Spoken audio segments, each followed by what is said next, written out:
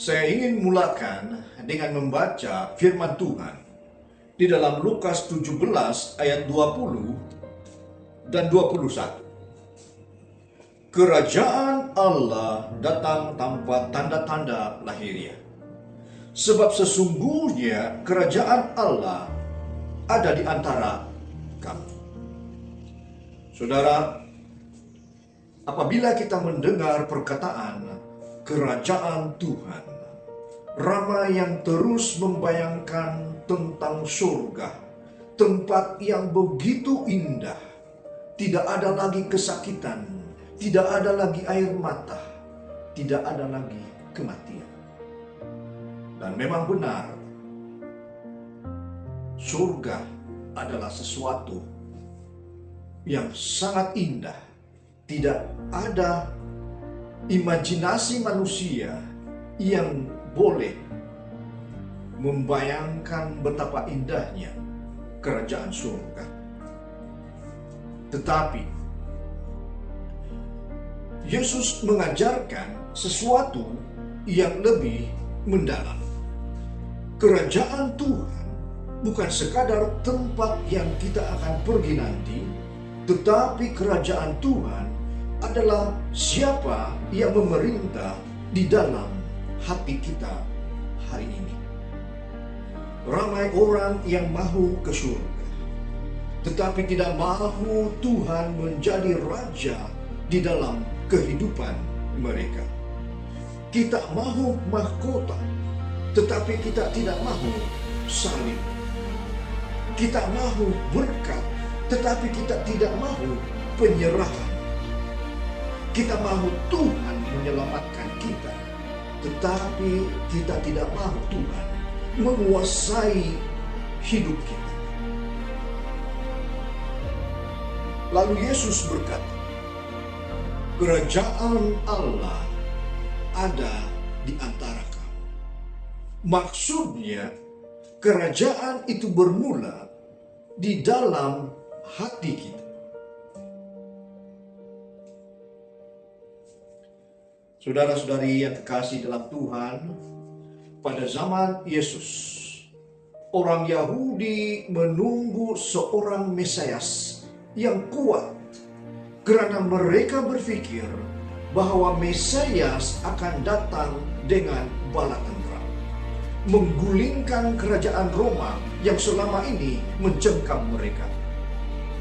Mereka menunggu satu Mesias yang mendirikan takhta politik. Tetapi Yesus datang dengan cara yang mengejutkan. Yesus datang lahir di tempat yang sangat sederhana. Dia berjalan bersama orang miskin. Dia menyentuh orang-orang yang berpenyakit, termasuklah kusta. Dia makan bersama-sama dengan orang yang berdosa. Dan kerajaan yang dibawanya bukan bermula di istana, tetapi bermula di hati manusia.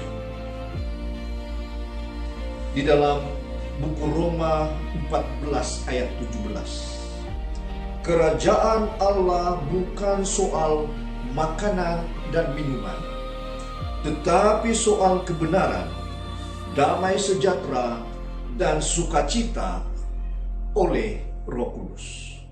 Saudara, kerajaan Tuhan bukan tentang lokasi terlebih dahulu. Ia tentang satu transformasi. Bukan sekadar di mana saya akan tinggal nanti, tetapi siapa yang memerintah saya sekarang. Sebab kita boleh hadir di gereja setiap minggu, tetapi hati masih diperintah oleh kemarahan, diperintah oleh ego, iri hati, diperintah oleh dunia, dosa-dosa yang tersembunyi. Kita boleh nampak rohani di luar, tetapi hati belum benar-benar menjadi milik Yesus Kristus.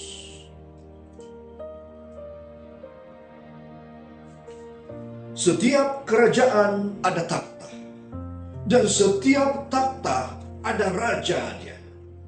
Persoalannya hari ini, siapa yang duduk di takhta hati kita?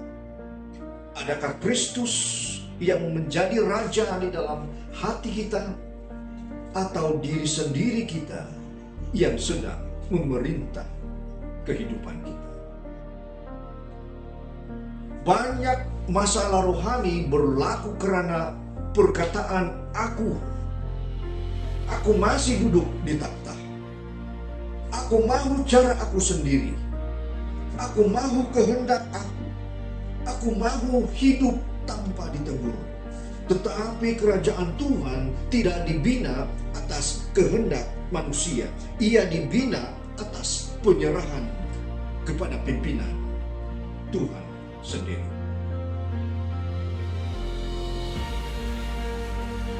Simon Petrus pernah berkata kepada Yesus, "Tuhan, sekali-kali hal itu tak akan menimpa Engkau."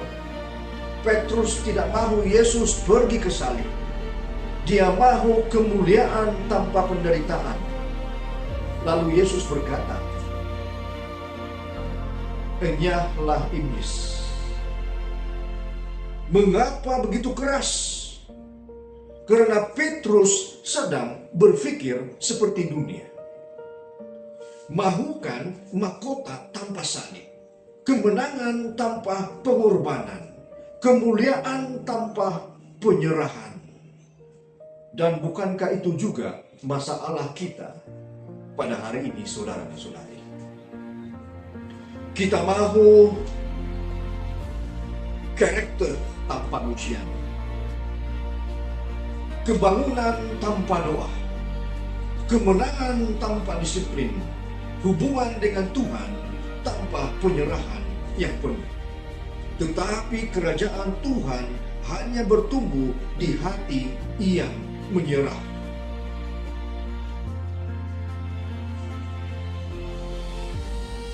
Bila Yesus benar-benar memerintah di dalam hati kita, saudara-saudari, karakter kita akan mula berubah.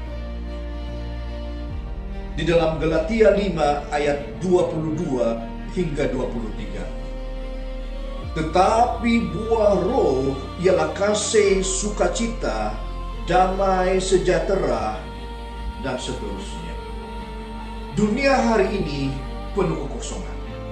Orang ketawa di media sosial tetapi menangis di dalam hati mereka.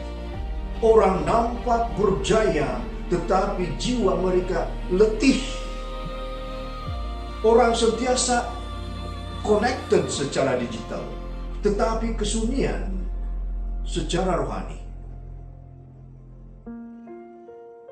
Tetapi bila kerajaan Tuhan masuk ke hati kita, orang keras menjadi lembut, orang pahit belajar mengampuni, orang yang ego belajar melayani, dan orang yang takut belajar berani. Kita boleh melihat para murid-murid Yesus, mereka sanggup memegang kesetiaan mereka kepada guru mereka sepanjang hayat mereka, disebabkan kerajaan Tuhan sedang memerintah di dalam hati mereka. Teringat seorang yang bernama Zakius, seorang pemungut cukai. Dia seorang yang kaya tetapi kosong di dalam hati. Dia mempunyai uang, dia mempunyai harta, tetapi tidak mempunyai damai di dalam hatinya. Kemudian satu hari Yesus masuk ke rumahnya. Dan kehadiran raja itu, kehadiran Yesus di dalam rumahnya, di dalam hatinya, mengubah hati Zakius sendiri. Zakius berkata, setengah dari milikku akan kuberikan kepada orang miskin. Mengapa? Karena apabila kerajaan Tuhan masuk ke dalam hati manusia, manusia lama tidak boleh tinggal sama lagi di dalam hati mereka.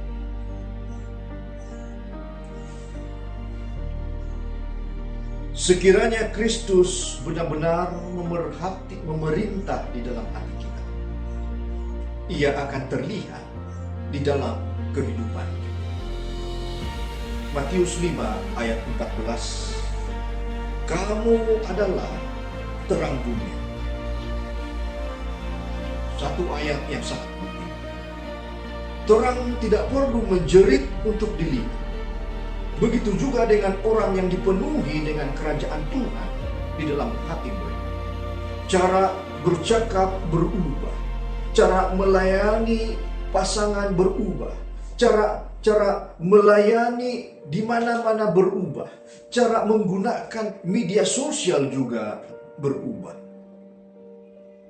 Daripada manusia lama kepada orang-orang yang mempunyai buah-buah roh di dalam kehidupan. Saudara-saudari, dunia tidak memerlukan lebih ramai orang agama yang kosong. Dunia memerlukan orang yang benar-benar dipenuhi oleh Kristus di dalam hati. Membiarkan Yesus memerintah di dalam hati mereka. Yesus berkata, kerajaan Tuhan adalah seperti benih. Benih itu kecil, diam, mungkin tidak menarik perhatian, karena ada biji benih yang sangat ringkas dan mungkin tidak cantik, tetapi di dalamnya ada kehidupan, saudara-saudara. Begitu juga dengan pertumbuhan rohani kita. Doa kecil, kesetiaan kecil, kemenangan kecil terhadap dosa, mungkin orang lain tidak nampak, tetapi surga melihatnya. Dan Tuhan sedang membesarkan kerajaannya di dalam jiwa kita. Saudara-saudari, hari ini kerajaan Tuhan ada dalam hati orang percaya. Tetapi satu hari nanti, Yesus akan datang kembali. Wahyu 21 ayat 4. Ia akan menghapuskan segala air mata dari mata mereka. Tidak ada lagi kematian, tidak ada lagi penderitaan, tidak ada lagi kesakitan, dan tidak ada lagi dosa. Tapi saudara-saudari, dengar baik-baik. Kita tidak akan menikmati kerajaan surga nanti jika kita menolak pemerintahan Tuhan itu sekarang. Surga bukan sekadar tempat yang indah. Surga adalah tempat di mana Tuhan menjadi raja sepenuhnya. Saudara, soalan terbesar hari ini bukan adakah saya mau ke surga, tetapi adakah Kristus benar-benar raja di dalam hati saya sekarang, di dalam hati kita sekarang, di dalam hati Anda sekarang. Mungkin selama ini kita aktif melayani, kita rajin datang ke gereja, kita tahu semua doktrin gereja kita, tetapi hati kita masih jauh. Dan hari ini Yesus sedang mengetuk pintu hati kita. Wahyu 3 ayat 20 mengatakan, lihat, aku berdiri di muka pintu dan mengetuk. Saudara-saudari, ini bukan satu paksaan. Dia tidak memaksa kita, tetapi dia sedang menunggu.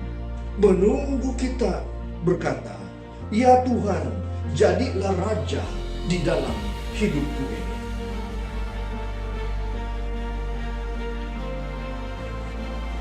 Kalau hari ini saudara mau berkata, ya Tuhan, bukan sekadar bawa aku ke surga nanti, tapi perintahlah hatiku pada hari ini.